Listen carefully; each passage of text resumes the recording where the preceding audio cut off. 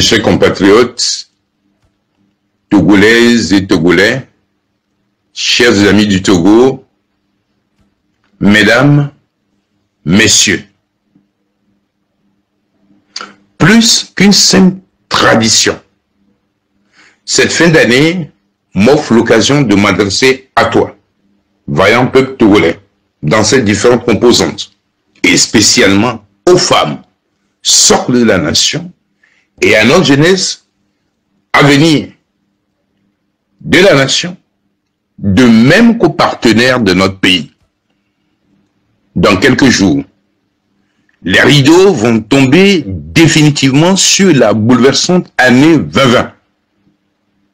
Elle aura été marquée au Togo par une révolution électorale divine sans précédent, le 22 février 2020, qui consacra l'alternance politique dans notre pays au sommet de l'État, momentanément confisquée par des institutions aux ordres, au profit du président sortant.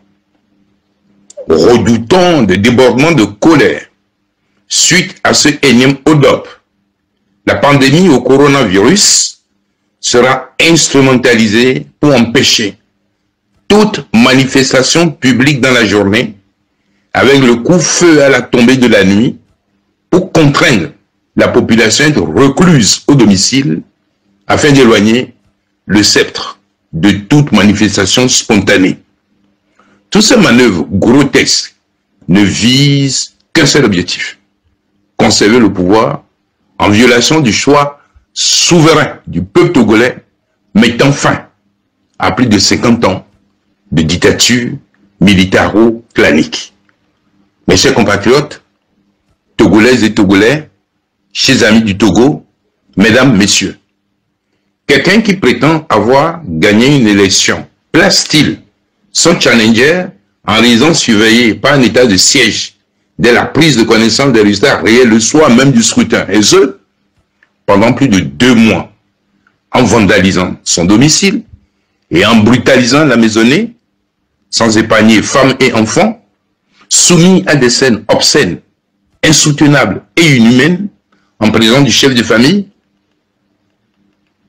Quelqu'un qui estime avoir gagné une élection se précipite-t-il pour publier en moins de 24 heures, chose inédite, des résultats du scrutin, à l'absence de la totalité des procès-verbaux, dont une partie a transité par le Bénin, avant de rejoindre le centre de compilation des résultats, après la proclamation provisoire en violation du code électoral?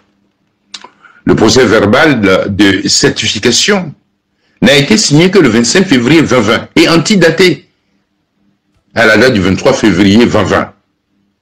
Tous les commissaires de la Commission électorale nationale indépendante CENI peuvent témoigner, y compris celui de la formation politique Mouvement patriotique pour la démocratie et le développement, MPDD, qui a pris part à la cérémonie, tout en refusant d'appuyer sa signature en raison du rejet des résultats par sa formation politique.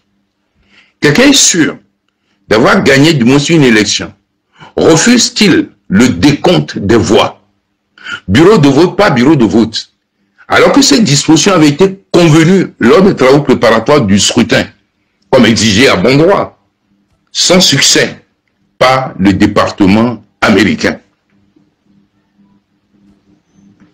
Quelqu'un qui a gagné réellement les élections soumet-il le prétendu vaincu à des violences policières, en instrumentalisant la justice pour le museler, interdisant toute contestation sous peine de prison, le menaçant de mort et soumettant à la torture et à la prison de ses proches?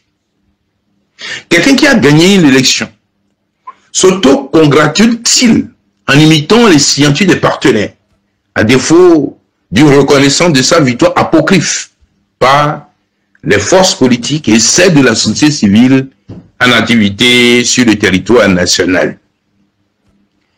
Quelqu'un qui a gagné donc une élection manipule-t-il ou retourne-t-il contre le prétendu vaincu, mais le véritable vainqueur, des agitateurs médiatiques et politiques pour le lyncher, pour le vilipender, après l'avoir spolié de sa victoire, quelqu'un qui a gagné une élection ne reste pas serein en s'abstenant de manœuvres visant à éliminer physiquement son adversaire par des mercenaires? À l'évidence, la réponse à toutes ces interrogations démontre que Fonia Singbe n'est pas le réel vainqueur des urnes le 22 février 2020. Et comme je l'avais dit, au lendemain de la proclamation à la hussarde des résultats provisoires, apocryphes, avec certaines complicités qui répondront demain de leur forfaiture, ce plat est trop chaud et il vaudrait mieux le laisser tomber pour ne pas s'attirer des ennuis. Ce à quoi le patriarche de la nation, Monseigneur Filiko Fanoko Bodjoro, ajouta: on ne vole impunément pas Dieu. Nous n'avons pas été écoutés, les conséquences sont là. Plus de 10 mois après le hold-up électoral constipant, le moment est venu de transmettre pacifiquement le témoin, avec des garanties que nous sommes prêts à donner devant la communauté internationale représentée par le corps diplomatique accrédité au Togo pour préserver la dignité du sortant et de ses proches et ramener la confiance dans le pays afin de le construire ensemble dans un climat de paix durable.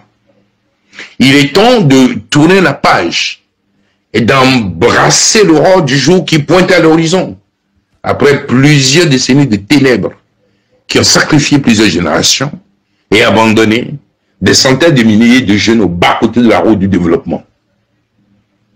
La grande crise socio-politique multidimensionnelle que connaît le Togo n'autorise plus ni tergiversation, ni atémoiement. En tenance souverainement décidée par les urnes, par le peuple togolais, n'est pas et ne sera contre personne. Au contraire, elle convoque l'ensemble du peuple togolais à une nouvelle expérience dans un monde qui impose de nouveaux défis nécessitant la mutualisation de toutes les forces, de toutes les énergies, de tous les talents, de tous les mérites pour construire des approches nouvelles de management pour un développement au bénéfice de tous. C'est l'unique et la seule voie pour conjurer le désastre de désintégration de l'unité de la nation qui semble pointer à l'horizon. Il est temps que la communauté internationale sorte de sa torpeur et assume sa responsabilité de garante de la feuille de route du 31 juillet 2018 de la 53e session ordinaire de la conférence de chefs d'État et de gouvernement de la CEDEAO, dont la consécration a été bel et bien la présidentielle du 22 février 2020 au Togo. La communauté internationale doit intervenir dans la crise togolaise en respectant la souveraine volonté du peuple togolais exprimée massivement dans les urnes. On ne s'amuse pas avec le destin d'un pays.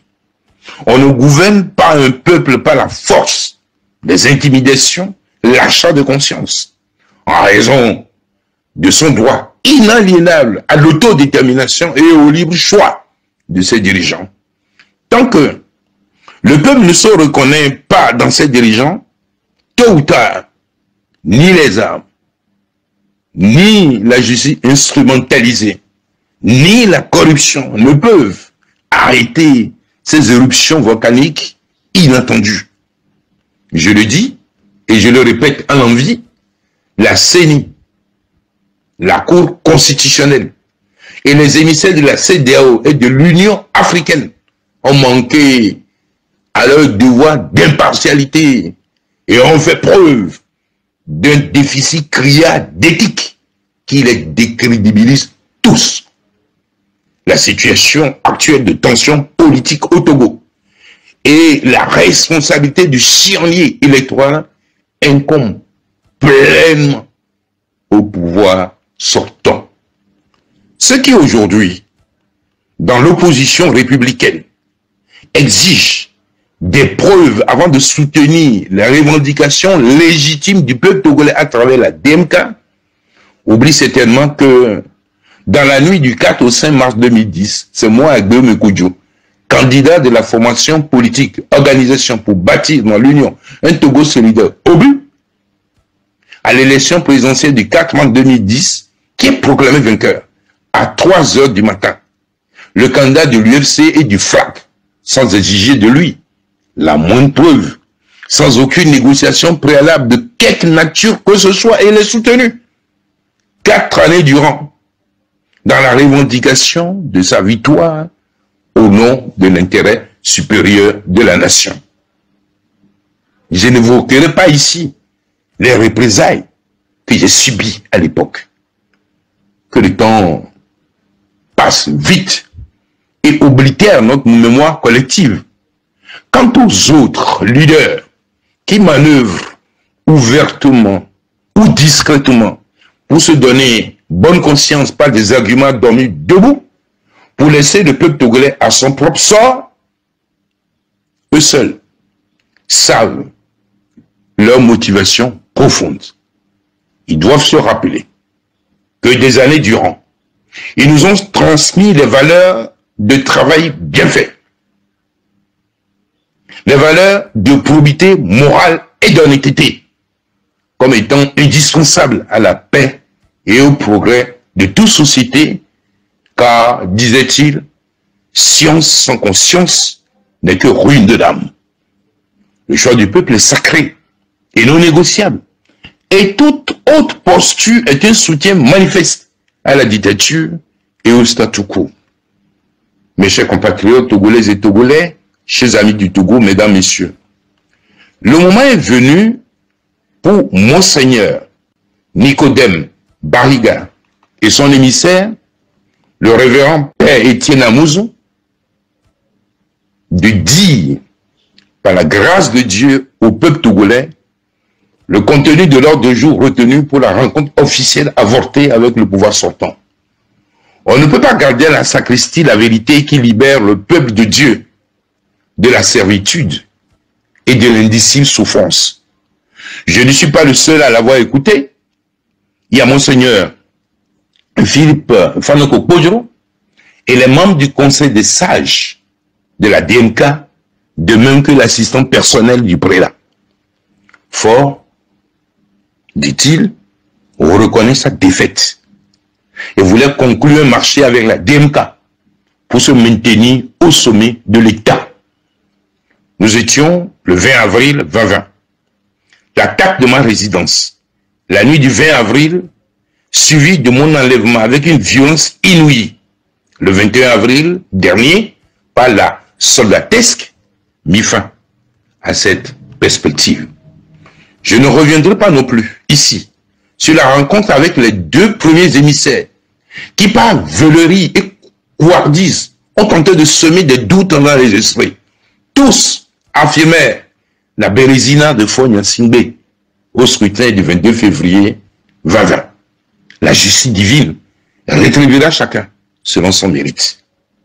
Il s'en suivra la criminalisation du contentieux post-électoral, puis des menaces de mort, qui m'ont conduit dans un premier temps à vivre dans la clandestinité sur le territoire national, avant de m'éloigner du pays, après l'émission d'un mandat d'arrêt international, fantaisiste, complaisant, contre ma personne.